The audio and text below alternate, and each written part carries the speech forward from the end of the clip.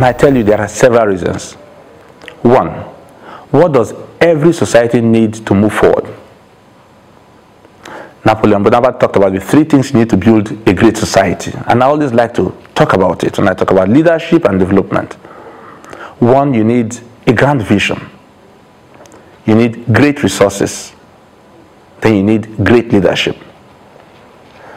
Henry Seriake Dixon has a grand vision.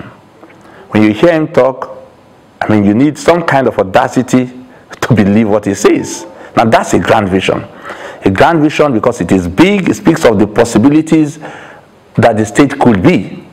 That right now, if you just judge the state from what it had been, you probably think it's not possible.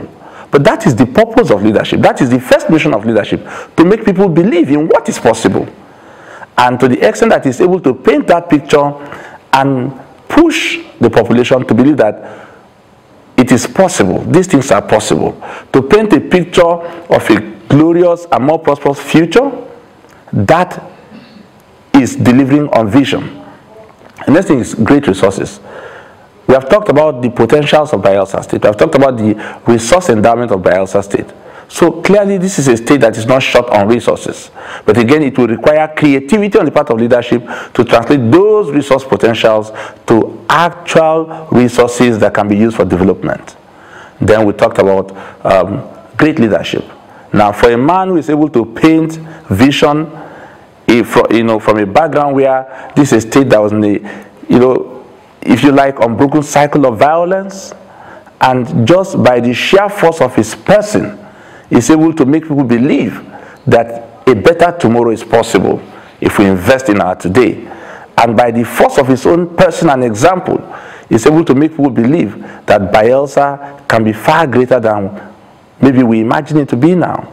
Clearly, that's a great leader.